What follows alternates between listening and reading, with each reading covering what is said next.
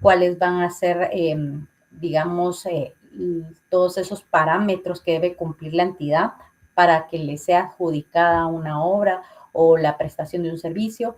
Entonces, estas bases son sumamente importantes, pero van a ser, digamos, aplicadas o para únicamente para ese evento, ¿verdad? No es aplicable para todos los eventos, sino cada base de licitación es, digamos, especializada y va a ser únicamente para esa licitación. Y el contrato administrativo que va a venir, ¿verdad? Producto de haber adjudicado alguna obra pública o alguna prestación de un servicio público a una entidad privada, entonces hay que celebrar un contrato, ¿verdad? Para que ahí se plasmen todos los derechos y obligaciones que tienen las partes. El plazo en el que va a, digamos, a construir, por ejemplo, un puente o una carretera, y todo eso tiene que estar delimitado. Lo que platicábamos también la vez pasada es que es muy importante que quien está, normalmente los ministerios tienen sus asesores jurídicos, tienen, digamos, su departamento de asesoría jurídica y pues los abogados están muy preparados para estos temas de contratos sobre todo. Pero digamos que sí tenemos que tener claro que ellos deben tener una visión de que no pueden indicar, por ejemplo, que las controversias que surjan entre las partes se vayan a dilucidar por medio de un arbitraje, por ejemplo, internacional. ¿Por qué? Porque sería muy oneroso para el Estado de Guatemala.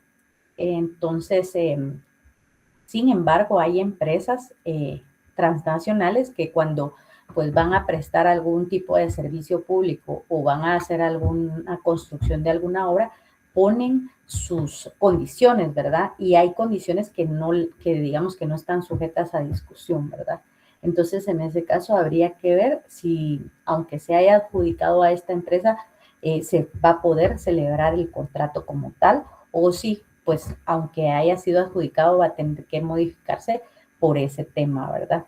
Aunque es un tema sumamente complicado que incluso debe haberse previsto al redactar las bases de licitación, ¿verdad? Como que hacer una advertencia ahí que las entidades que oferentes, por ejemplo, deberán, cuando sean, si son adjudicadas, deberán acordar que los conflictos surgidos pues van a dilucidarse en los tribunales del país, ¿verdad? Y no en tribunales internacionales. Por eso les decía que esas bases son sumamente importantes porque gracias a ellas se podría pues establecer todo lo necesario para que pues la contratación se pueda llevar a cabo. Y también pues les quise hacer individualmente, ¿verdad? Cuáles son esos artículos de la Constitución importantes, ¿verdad? Platicábamos del artículo 1 y el artículo 2 que están íntimamente ligados porque uno se refiere a ese fin que tiene el Estado, ¿verdad? Que es el fin supremo, que debe garantizarle a toda la población el bien común, que van a estar, digamos, en armonía, que no va a haber una conflictividad tan alta que no van a poder, pues, tener libertad, ¿verdad? De expresarse, libertad de locomoción. Entonces, todo esto en el artículo 2 estipula, ¿verdad? Que son deberes del Estado garantizar la vida, la seguridad, la paz, la integridad de las personas.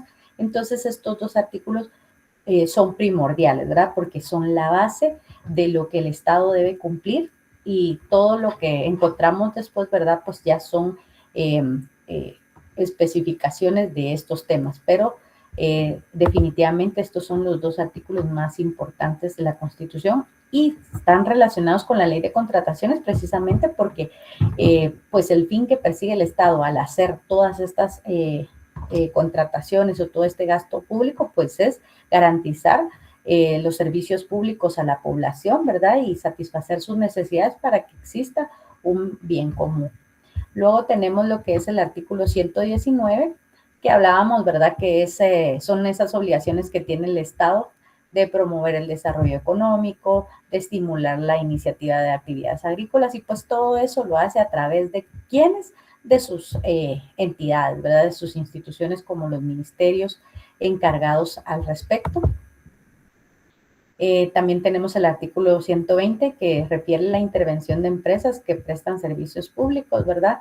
En este caso establece que el Estado podrá tener intervención, ¿verdad? Podrá verificar si esas empresas que han contratado, digamos, por ejemplo, para prestar un servicio de transporte o que le ha brindado una concesión para que donde esté un peaje, por ejemplo, verificar que le esté dando el mantenimiento a la carretera, que esté cumpliendo con lo que fue pactado en el contrato, ¿verdad?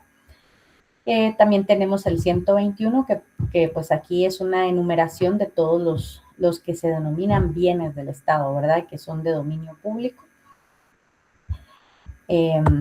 Platicábamos también, ¿verdad? Que si nos preguntaran en algún momento si el Estado puede vender algún bien, ¿verdad? Que es de dominio público, entonces la respuesta era que sí, ¿verdad? Pero que tiene que llenar los requisitos y los procedimientos para una subasta pública, ¿verdad? Que ya lo vamos a ver más adelante.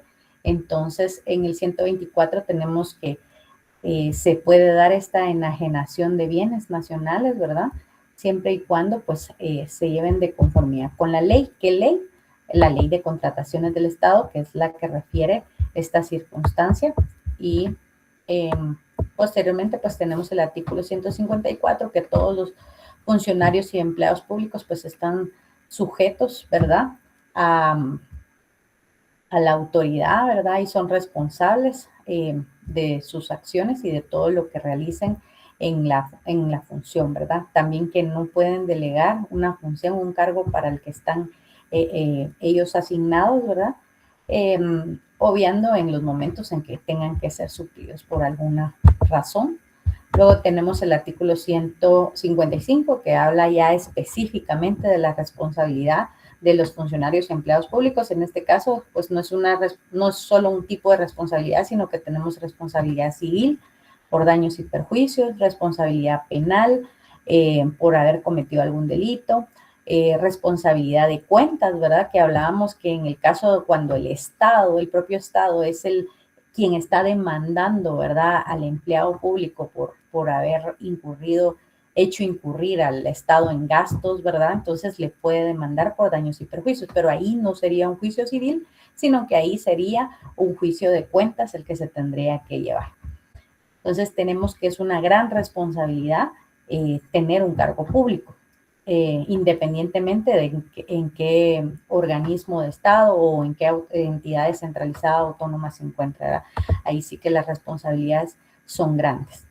Luego tenemos el artículo 183, ¿verdad? Que refiere que pues el presidente de la República, entre sus funciones, pues tenemos aquella de someter a consideración del Congreso para aprobar antes de su ratificación los tratados y convenios internacionales, así como los contratos y concesiones sobre servicios públicos, ¿verdad? Entonces esta es una función que tiene el presidente que debe someterlo al Congreso de la República. Luego platicábamos que que están las normas ordinarias, y en esta norma ordinaria que vamos a estudiar nosotros en este curso, pues es la Ley de Contrataciones del Estado. Aquí ya estamos, digamos que en la actividad financiera del Estado, esta es la forma en la que vamos a hacer el gasto público, ¿verdad? Aquí es donde se va a, digamos, invertir todo ese ingreso que tiene el Estado, digamos, de tributos o de otro tipo de ingreso, como de fuente de ingreso como tasas, regalías, ¿verdad?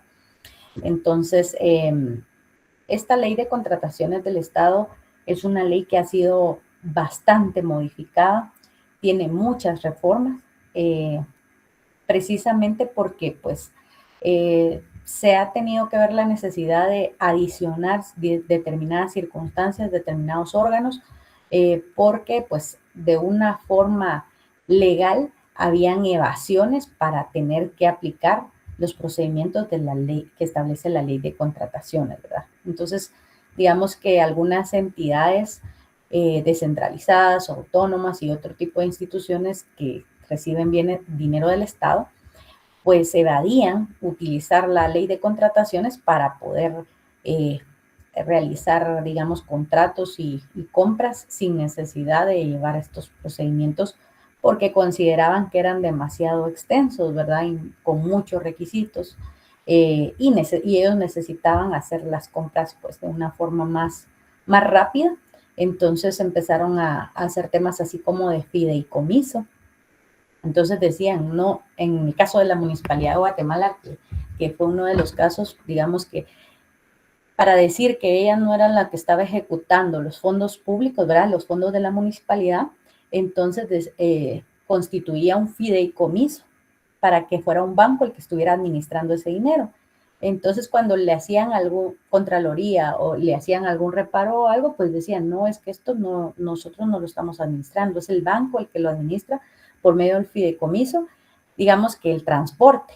Y entonces ahí todo lo referente a eso, la compra de buses, la construcción de paradas, todo lo que era relacionado con eso estaba en ese fideicomiso en determinado banco y pues ahí estaban evadiendo tener que cumplir con estos procedimientos. Por eso es que hicieron una reforma y entonces ya incluyeron que los fideicomisos también tienen que adherirse a todos estos temas de contrataciones.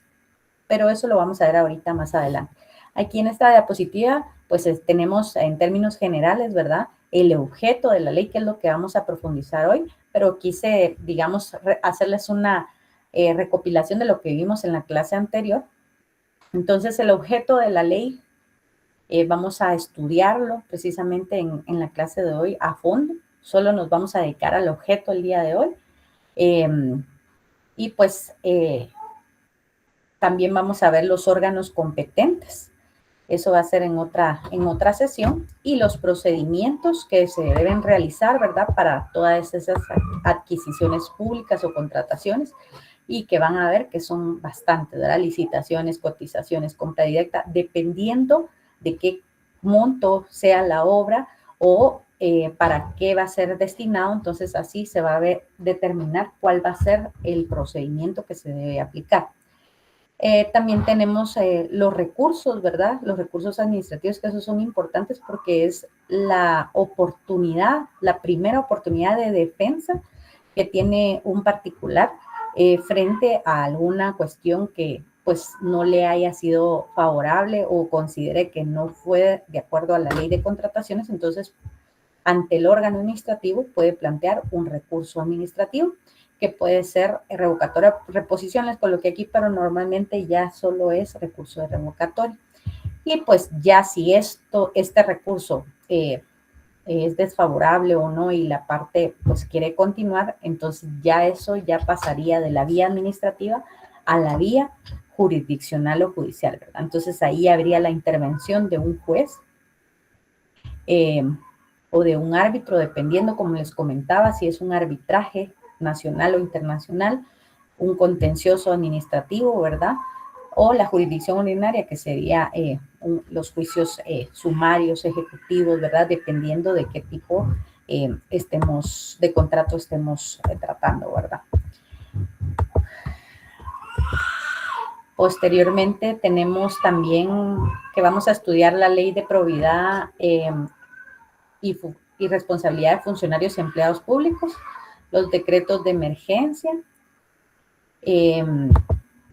y las normas reglamentarias, ¿verdad? Que todas estas, pues, todos los reglamentos son específicamente emitidos por órganos administrativos mediante acuerdos ministeriales o gubernativos. ¿Para qué? Para establecer determinados procedimientos, porque muchas veces las leyes ordinarias solo los mencionan, ¿verdad? Tienen que llevar el procedimiento, por ejemplo, de adquisición, pero no establece plazos u otros requisitos. Entonces ya tenemos que irnos al reglamento, que es el que desarrolló lo que la norma ordinaria pues está regulando. Normalmente, si hemos visto, casi siempre está la ley ordinaria, ¿verdad?, que emite el Congreso de la República de Guatemala y luego pues está en un impasse porque la ley ordinaria no establece determinados procedimientos o determinadas circunstancias que son necesarias. Entonces no puede, digamos, aplicarse totalmente la ley hasta que no está el reglamento que pues establece los procedimientos específicos. Entonces eso pasa bastante. Incluso hay reglamentos que hasta casi un año después los emiten, ¿verdad? un año después de la norma ordinaria. Entonces, eso crea algún tipo de conflicto, normalmente cuando no hay un procedimiento establecido, porque si no hay un procedimiento, entonces tienen que aplicar supletoriamente otro tipo de procedimiento que sea parecido, o que si ya hay doctrina de la Corte de Constitucionalidad, pues pueda aplicarse a ese caso en lo que el reglamento se dicta, o si no hay una forma de aplicarlo, entonces tendría que quedar en suspenso hasta que pueda darse ese procedimiento.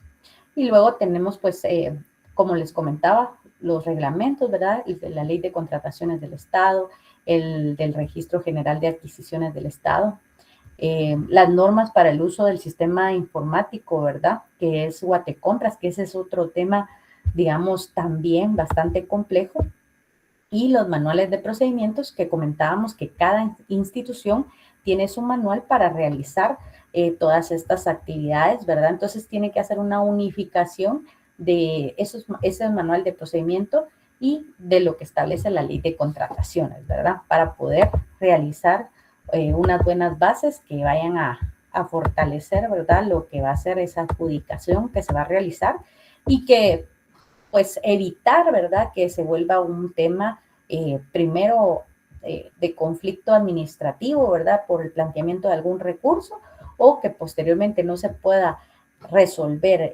administrativamente, pues tenga que pasar al ámbito judicial, que sí ha pasado, y pues hay una infinidad de temas ahí, pero que se alargan totalmente, ¿verdad? Pueden pasar años en un tema así, ¿verdad?, con un debate tan complicado como ese. Y por último, pues tenemos las normas individualizadas, que vamos a ver cuáles son esas bases del evento, ¿verdad? Si es una licitación. Eh, y los contratos administrativos que se deben realizar, ¿verdad? Cuando ya ha sido adjudicada la obra o el servicio a determinada entidad. Entonces, ya habiendo determinado eso, que fue lo que vimos en la clase anterior, pues ahora vamos a platicar específicamente del objeto de la Ley de Contrataciones del Estado, que es sumamente importante que tengamos nosotros presente, que siempre que estudiemos alguna ley, ¿verdad? Tenemos que estudiar 4 aspectos principales. Primero, ¿cuál es el objeto de una ley? Ese es el más importante de todos, porque por medio de saber cuál es el objeto de la ley, ustedes van a poder determinar a quiénes les es aplicable esa ley, cuál es la naturaleza de la ley, por qué fue creada, ¿verdad? También se tiene que analizar un segundo aspecto, que son esos órganos que van a ser las autoridades superiores de esa ley, ¿verdad? Que esa ley está indicando que son los órganos que se van a encargar de la realización de los procedimientos, ¿verdad? Ya sean a petición de parte o cuando tengan que realizar algo de oficio. Eh, y posteriormente está la parte 3, que es esos procedimientos, ¿verdad? Que normalmente, como les estaba comentando, están regulados o desarrollados por medio de los reglamentos.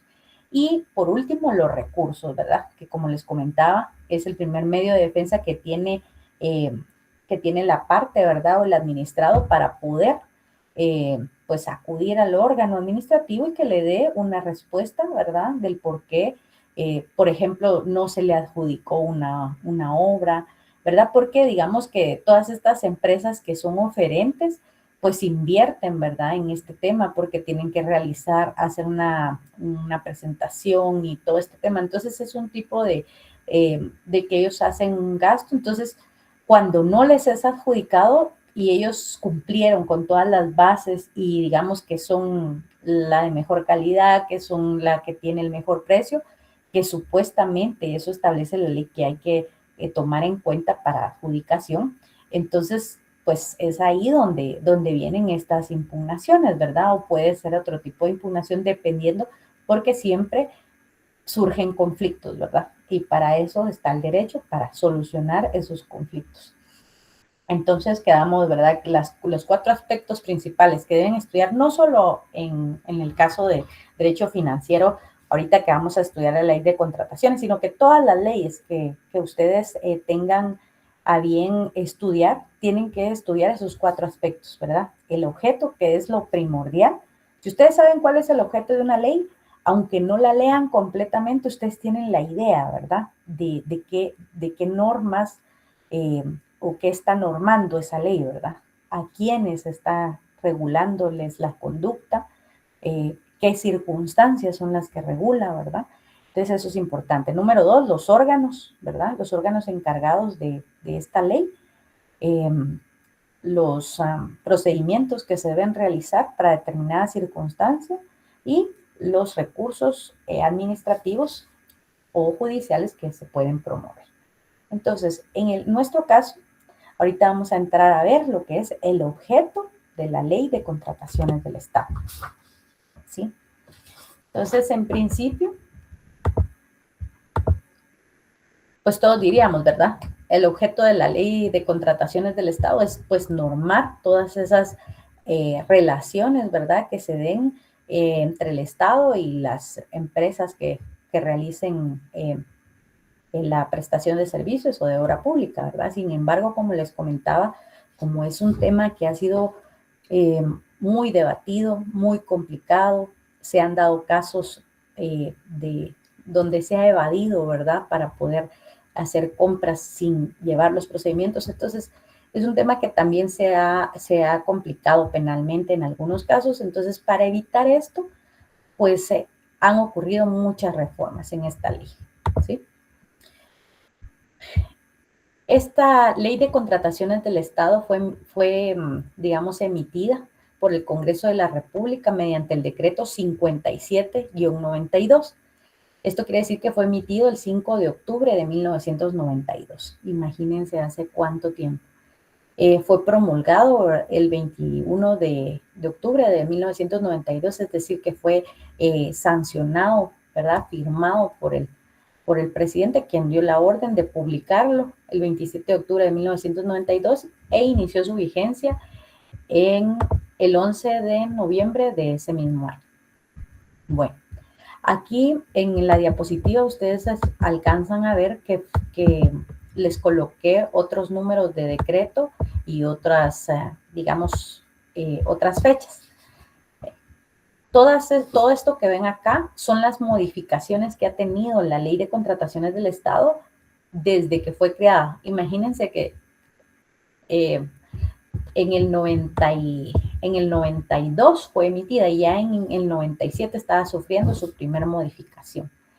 Luego está la del 2001, la del 2002, 2006, 2009, 2010, 2011, que fue una de las más amplias, porque normalmente algunas reformas a las leyes, pues normalmente reforman 1, 2, 5 artículos, pero hay reformas que son bastante grandes, casi que toda la ley, ¿verdad? Entonces en la del 2011 sí hubo una gran reforma.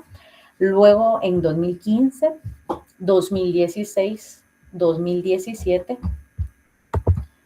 y pues las últimas, ¿verdad?, en 2024 y en 2025, que son las que pues ahorita están.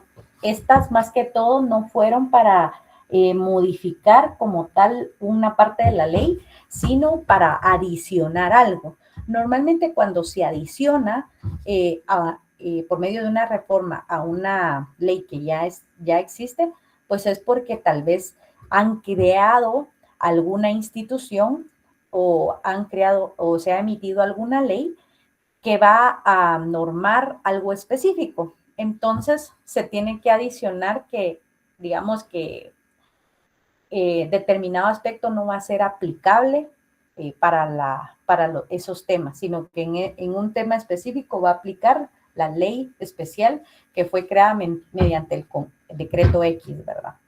Entonces, las adiciones normalmente son por eso, porque han emitido una nueva ley que regula algo específico. Entonces, la ley de contrataciones no va a ser aplicable. Entonces, adicionan estos temas para que, pues, la población y todos los que están involucrados, ¿verdad?, el Estado sobre todo, pues, los empleados y funcionarios públicos tengan el cuidado de que si es un procedimiento, digamos, de infraestructura vial, eso ya tiene una ley específica que no se va a regir por este tema, ¿verdad?, por la ley de contratación.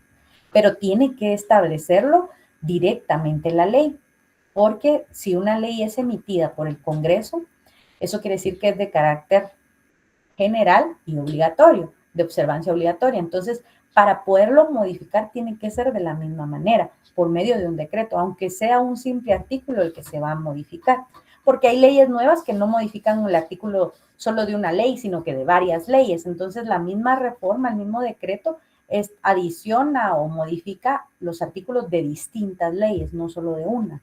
Entonces, a eso se deben las modificaciones de la ley de contrataciones del Estado en muchos casos, ¿verdad? Entonces, no sé si tienen ahí a la mano su ley de contrataciones del Estado. Vamos a empezar a leer lo que es el artículo 1, que es el más importante de la ley, porque es el que refiere cuál va a ser el objeto y el ámbito de aplicación. Si nos fijamos y tenemos ahí su ley o miran la diapositiva, ven que incluso en el epígrafe fueron bastante específicos y lo colocaron objeto de la ley y ámbito de aplicación, ¿verdad? Que estos son temas que normalmente ustedes miran en las leyes, algunas ni siquiera tienen epígrafes, sino que de una vez se van al objeto, ¿verdad? Entonces, esta ley han tratado los legisladores de ser muy específicos, muy enfáticos, porque si digamos que la redacción de una ley es muy ambigua, esto quiere decir que va a poder interpretarse de varias formas, ¿verdad? Si, por ejemplo, a mí me conviene de una forma, entonces yo realizo una interpretación. Si a la otra parte le conviene otra forma, pues realiza otra interpretación. Entonces, eso es cuando una norma pues tiene algún vacío, es incompleta, es ambigua, es muy general, entonces no da aspectos específicos que sin lugar a dudas pues el jurista, el legislador, el juez va a saber que esa es la norma que se debe aplicar en determinado caso, ¿verdad? Entonces, las normas anteriormente, ¿verdad? Las que son más antiguas, eran bastante ambiguas. Entonces, eso provocó o abría la puerta pues a que se dieran varias interpretaciones. ¿Y qué ocurrió en esos casos? Pues se tuvo que acudir a las instancias superiores, ¿verdad? Y la Corte de Constitucionalidad pues ha solucionado muchos de esos temas de interpretación, ¿verdad? De las normas.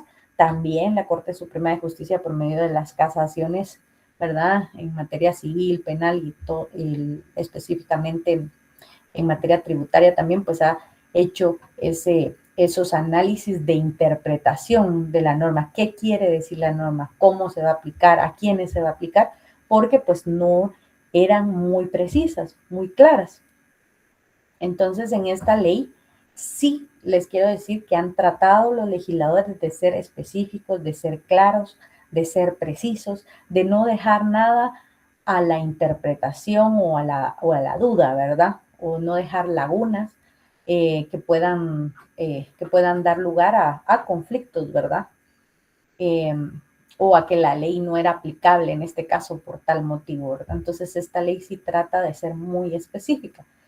Y quisiera que alguien, si ya tienen ahí a la mano su ley, pues iniciemos a leer y quisiera que leyéramos despacito porque yo voy a hacer algunas pausas en lo que vamos leyendo, ¿sí? Estimada licenciada, el artículo 1 indicó, ¿verdad? Sí, por favor, Gloria, muy amable. A la orden, estimada licenciada, artículo 1, objeto de la ley y ámbito de aplicación. Esta ley tiene por objeto normar las compras, ventas, contrataciones, arrendamientos o cualquier otra modalidad de adquisición pública que realicen. Ahí estamos. Ahí estamos. Vamos a continuar en un ratito, Gloria. Muchas gracias. Entonces, vamos a ir ahorita a la siguiente diapositiva y luego vamos a regresar porque quiero que veamos aquí, digamos que lo que acaba de leer nuestra compañera Gloria, eh, lo está aquí en este esquema. Entonces, es para que pues lo verifiquemos y lo analicemos parte por parte. Entonces, ¿cuál es el objeto de la ley de contrataciones? Normar, ¿verdad? Regular. ¿Y qué va a normar o qué va a regular? Va a regular o va a normar las compras, las ventas, las contrataciones los arrendamientos o cualquier otra modalidad de adquisición pública, ¿sí? Entonces, ¿por qué no solo los legisladores colocaron, va a normar todas las contrataciones y cualquier otra modalidad de adquisición pública, así de forma general, por lo que les estaba comentando, ¿verdad? Que daba lugar a que se hiciera una evasión de cumplir con los procedimientos establecidos en la ley y pues realizaban todo tipo de contratación o de adquisición que era con fondos del Estado de otra manera, ¿verdad? Para evitar esta ley. Entonces, digamos que el artículo 1 es bien específico y pues nos indica que las compras que realice el Estado de edificios, de vehículos, de computadoras, de mobiliario y equipo y otros, pues van a estar afectas al cumplimiento de los procedimientos que establece esta ley. Todas las ventas, ¿verdad?, que se realicen.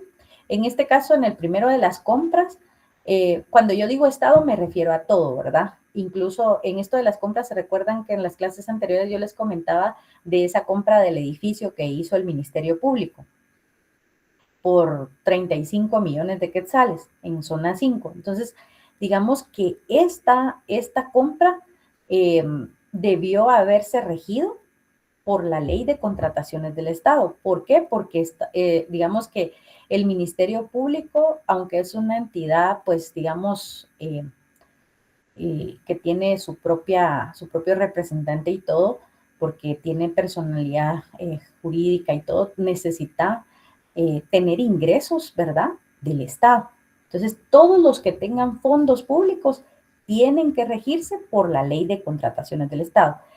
Claro que hay excepciones. Hay algunas entidades que las vamos a ver que no se rigen por la ley de contrataciones del Estado, pero por eso es que la ley las rige también cuáles son esas excepciones.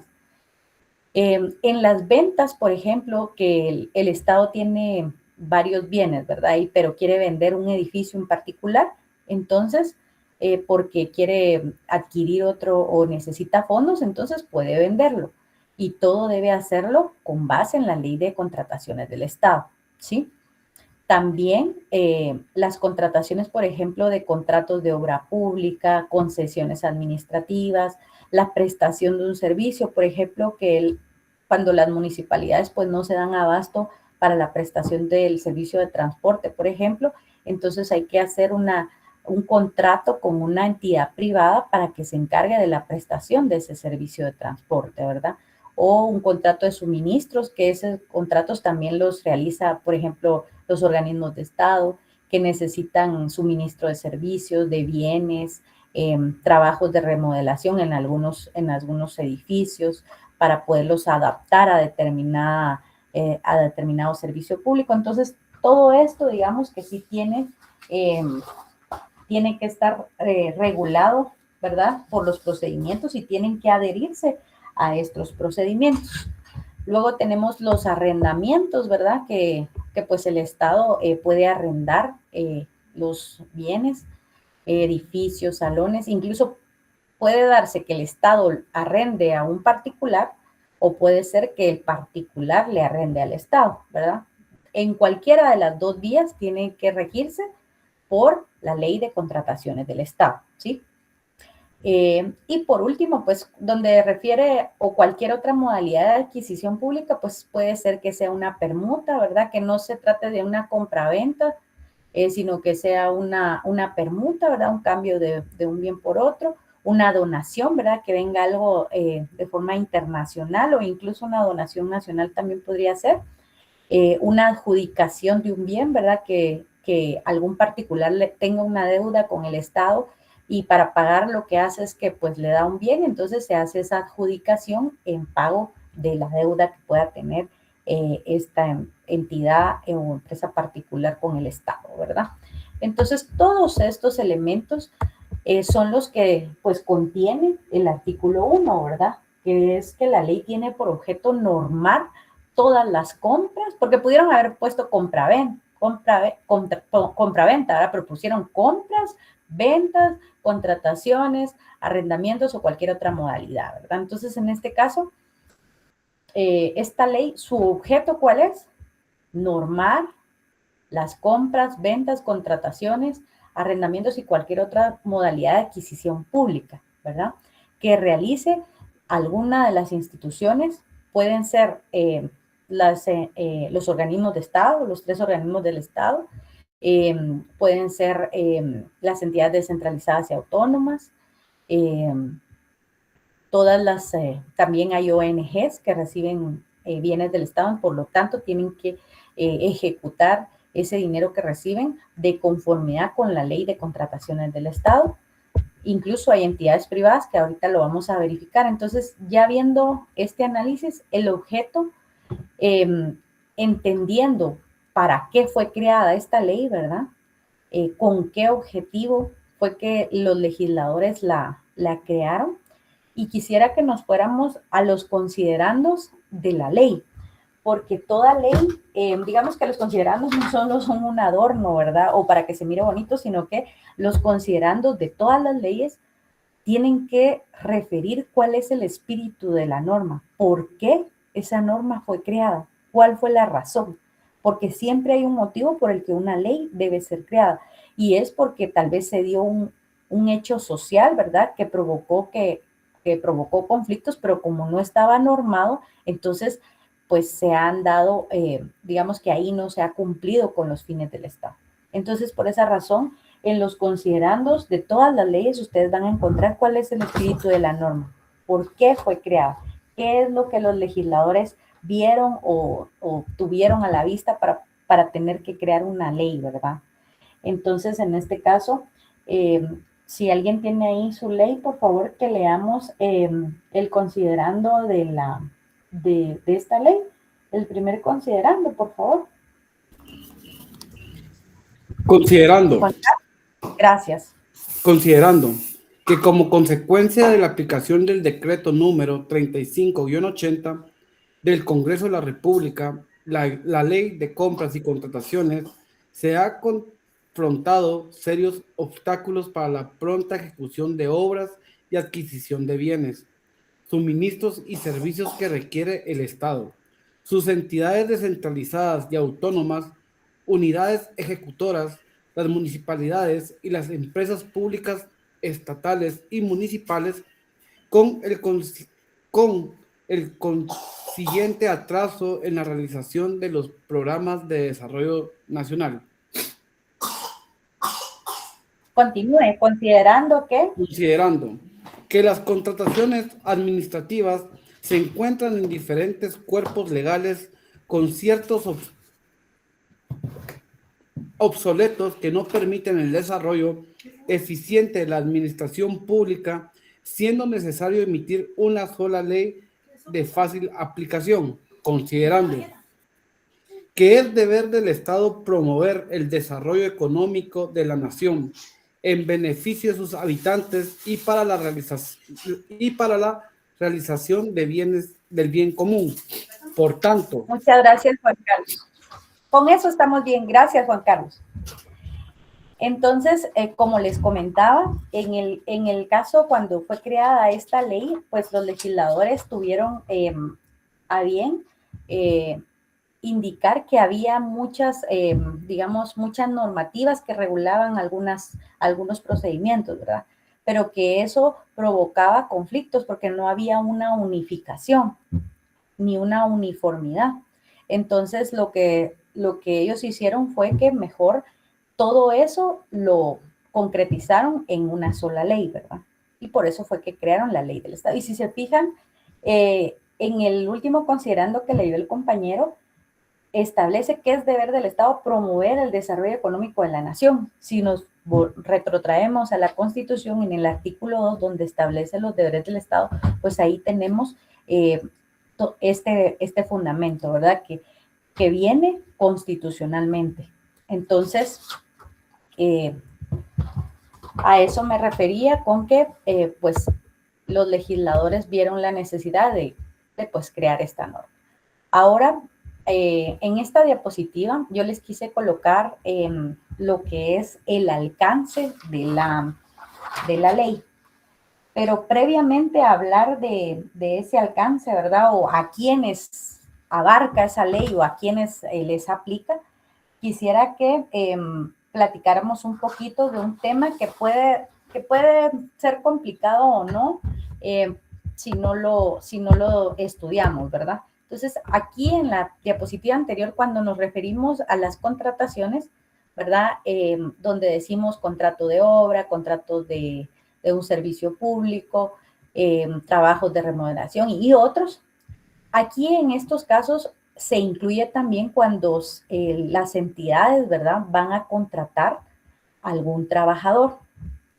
Entonces, las formas normales, ¿verdad?, de que se contratan a los trabajadores, si es una relación de dependencia, como estamos la mayoría, ¿verdad?, que recibimos un salario, pues en este caso, si es una relación de dependencia, se tiene que regular por el derecho de trabajo, ¿sí? Sin embargo, existe otra forma de contratación, que es la contratación que es de forma independiente, que es aquellos denominados contratos de servicios profesionales, ¿verdad? O técnicos. Entonces, en ese caso, es independiente y tiene en lo normal, ¿verdad? En lo normal se aplica pues el derecho civil o mercantil si estamos hablando de comerciantes. En el caso de los trabajadores del Estado, pues todos, por regla general, se rigen por la ley del servicio civil. Aunque hay algunas instituciones, como el organismo judicial, que tiene su propia ley del servicio civil del organismo judicial. Entonces se rige por esa ley específica. Pero en general, todos los, digamos, todo el sector público, los trabajadores tienen que regir esas relaciones con las entidades por medio de la ley del servicio civil. Sin embargo, cuando el tema es un tema de servicios profesionales de manera independiente, que digamos que la persona no está trabajando directamente, por ejemplo, en un ministerio. El Ministerio de Educación pues contrata a un abogado porque necesita servicios de asesoría, ¿verdad? Para que pues tengan ahí a alguien permanente, ¿verdad? En el ministerio que pueda asesorarlos frente a demandas, frente a todos los temas jurídicos. Entonces, esta persona la contratan, pero esta no es una relación, digamos, independiente. ¿Por qué? Porque pues la persona está ahí en el ministerio permanentemente, recibe un salario, todos los insumos se los brinda el ministerio, la papelería se las brinda el ministerio y todas las instrucciones se las brinda, está subordinado, digamos. Entonces ahí lo que se debe regir es por la ley de servicio civil y pues es una contratación. Ahora bien, Juan Carlos, dígame. Ligda, así como el problema que se acaba de suscitar hace poco, que el juez Freddy Orellana reacusaba a un licenciado, a un abogado y notario, por estar defendiendo al presidente en un proceso que tenían, en el cual él le decía, es que usted está en horario laboral, pero el licenciado le decía, no, porque yo estoy por servicios prestados en la presidencia. Él, en teoría, como usted estaba indicando ahorita, él no estaba, o sea, por servicios prestados estaba licenciado ante la presidencia, si no estoy mal, porque ahí estaba la entidad que él trabajaba, pero el juez Freddy Orellana le decía, no, es que usted sí tiene un salario y tiene horario que cumplir y toda la cuestión. Sí, gracias Juan Carlos. Sí, efectivamente creo que varios vimos ese tema en las noticias y pues efectivamente lo que sucede, miren, el Estado tiene un gran problema actualmente en el tema laboral. ¿Por qué?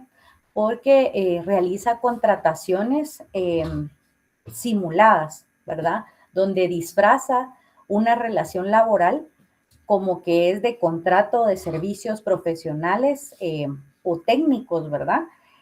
Cuando en realidad es una relación de dependencia, es una relación laboral porque tiene todas las características, como les comentaba. En este caso que esta persona trabaja para la Secretaría de la Presidencia, o no recuerdo específicamente, pero digamos que si esta persona la contrató la secretaría, pero esta persona tiene su oficina, digamos, ahí en la secretaría, tiene su computadora ahí en la secretaría, tiene que llegar a la secretaría en un horario, recibe un salario de la secretaría.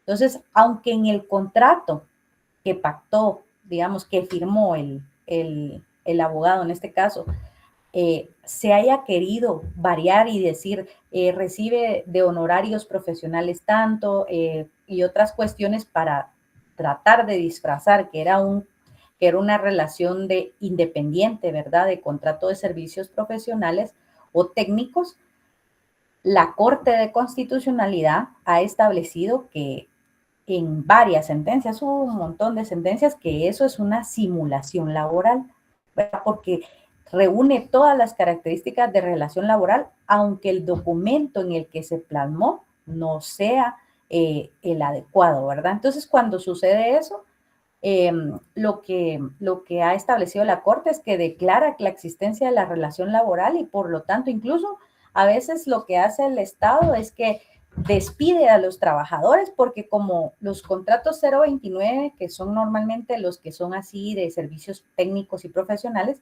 pues como son contratados solo para determinada actividad, entonces cuando ya no son necesarios sus servicios, finalizan la relación laboral. Y muchos trabajadores han demandado al Estado para ser reinstalados, porque ellos han sido despedidos, pero no, digamos que cuando hay un emplazamiento de un conflicto colectivo, por ejemplo, y son despedidos, pero el Estado viene y argumenta, no es que ellos no eran trabajadores, ellos prestaban servicios profesionales, pero ya un juez de trabajo, una sala laboral, incluso Corte Suprema de Justicia en amparo y CC en apelación, han establecido que el Estado es el mayor violador de derecho laboral porque ha simulado relaciones laborales y lo peor de todo es que ha generado un gasto para el Estado impresionante porque tienen que pagarles todos esos salarios caídos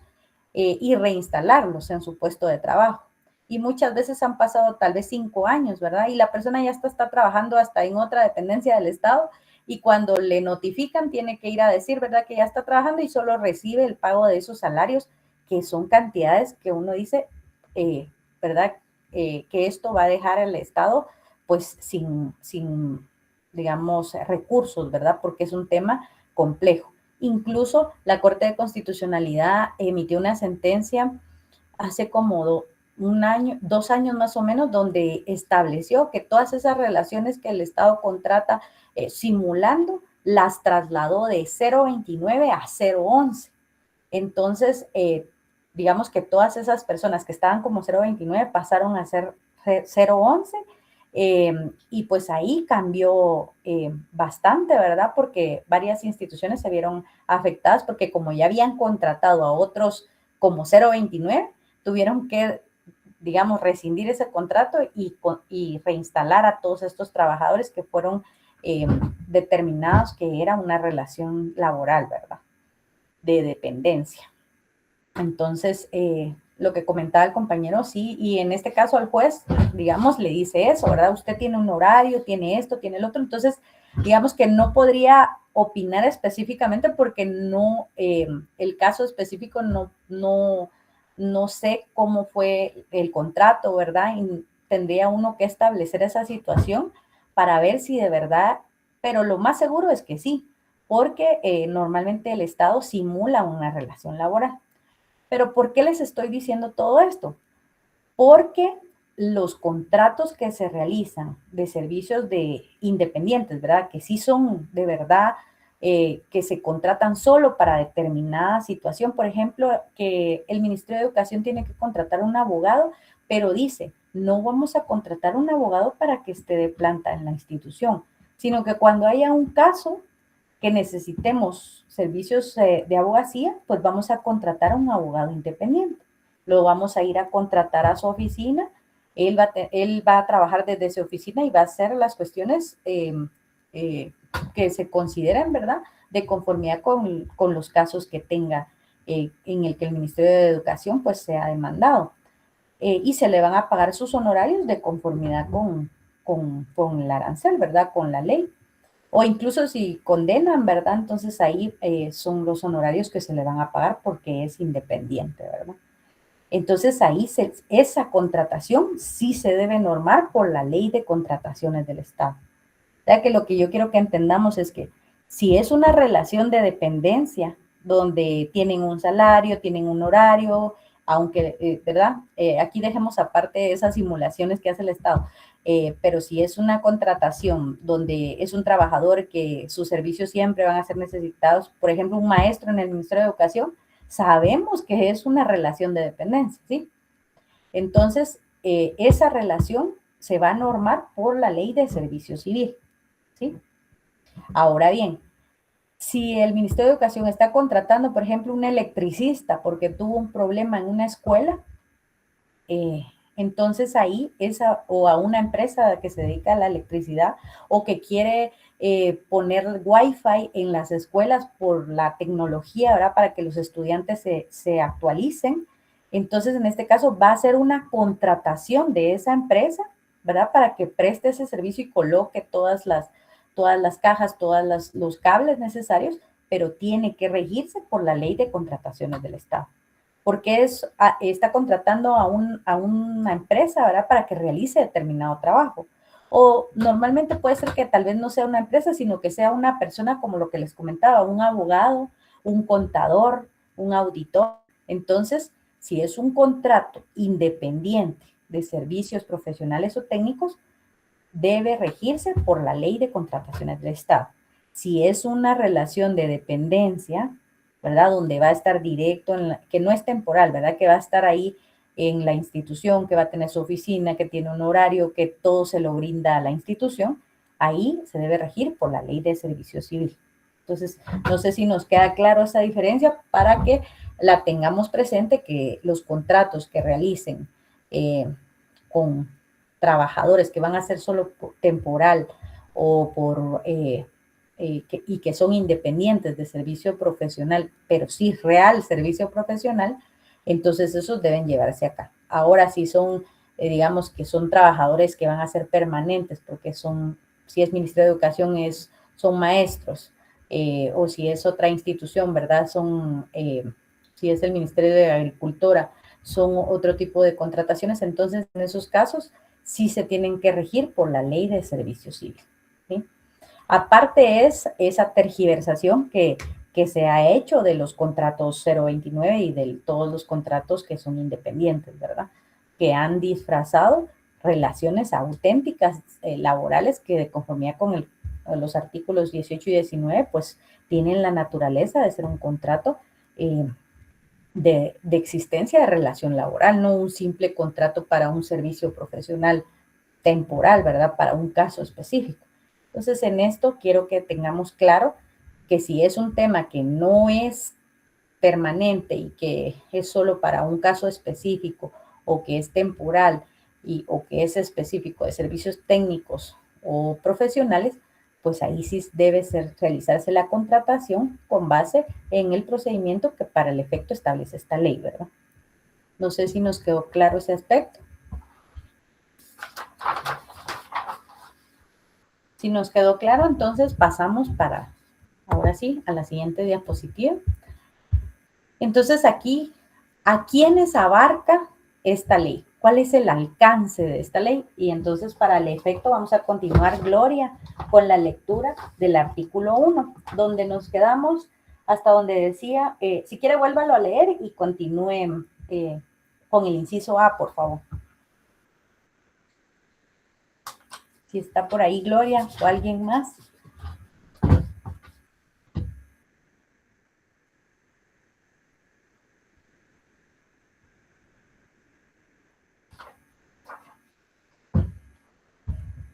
O ya se durmieron. Yo estoy terminando de almorzar, Linda, perdón. No tenga pena, Juan Carlos. ¿Alguien que tenga su ley ahí a la mano?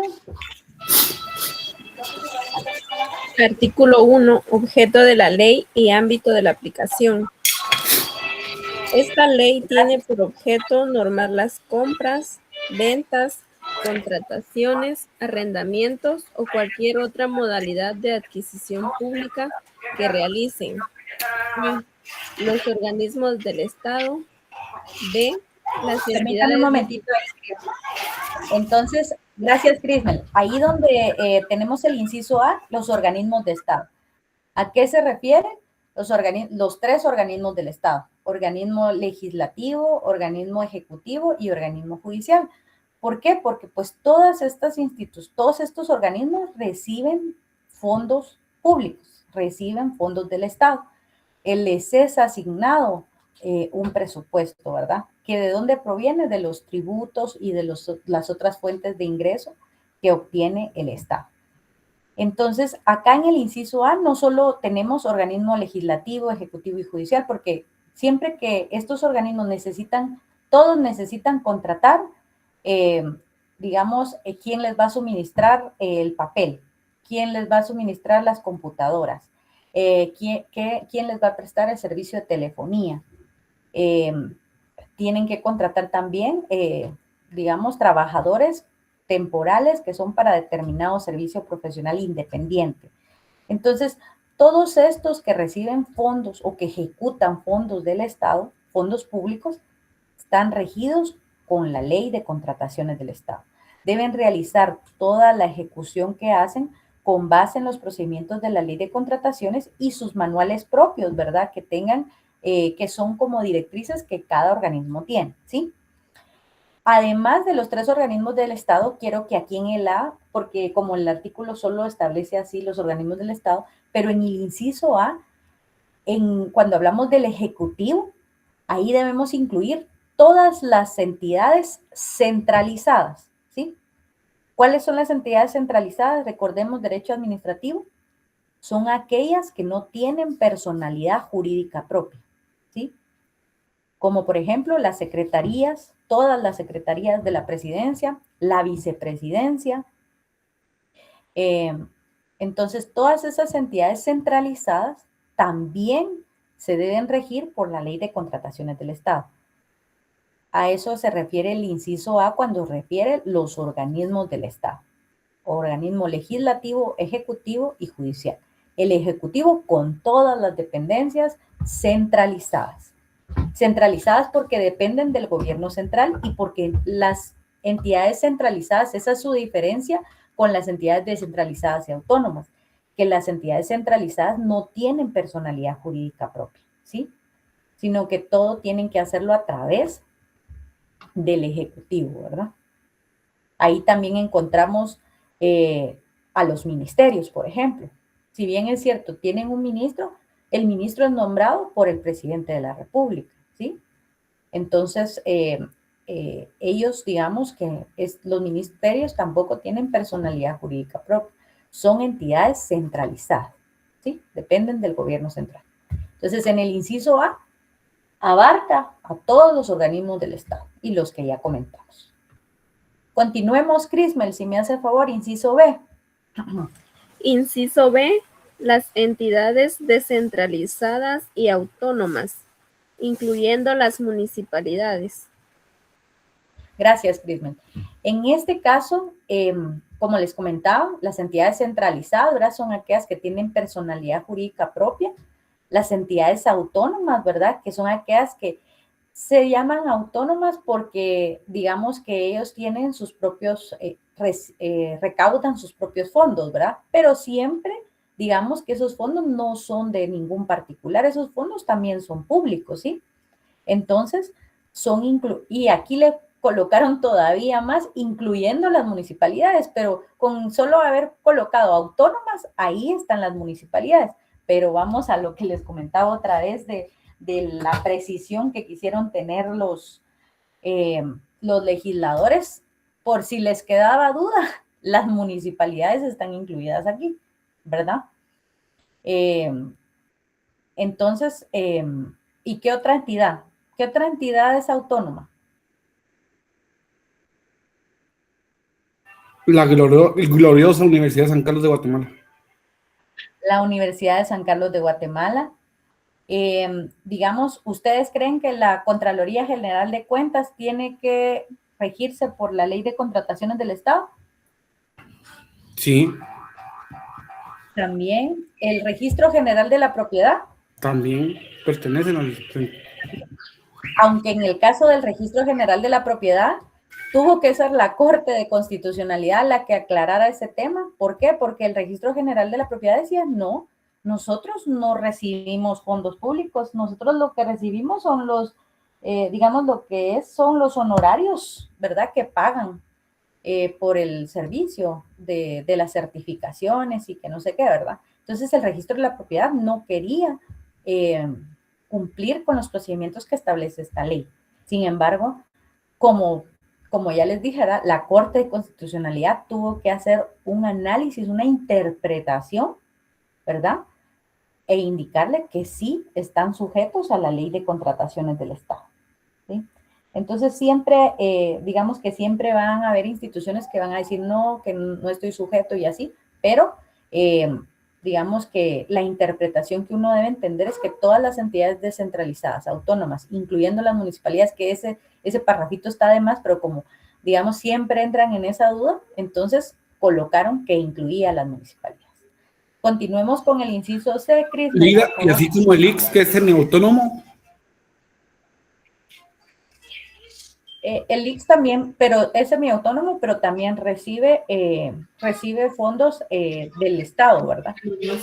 Incluyendo que el Estado es el que le debe un montón de dinero al IX, ¿verdad? Pero ese es otro tema, pero siempre va a recibir fondos, ¿verdad?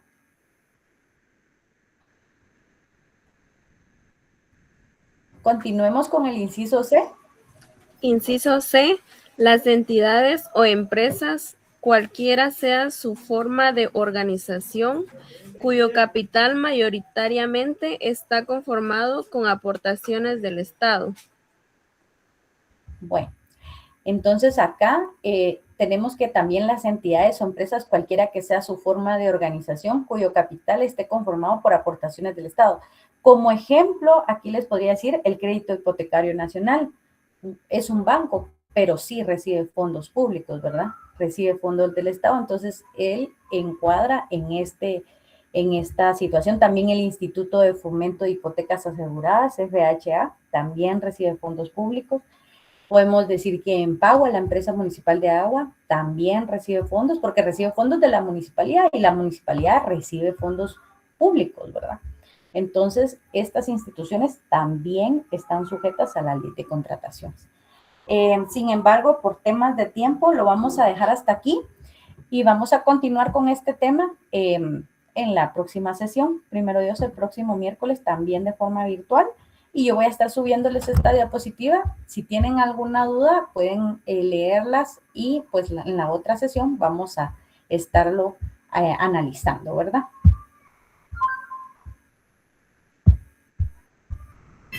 Gracias, Ligda. Bueno, para servirles, que tengan feliz tarde. Buenas tardes, Feliz noche.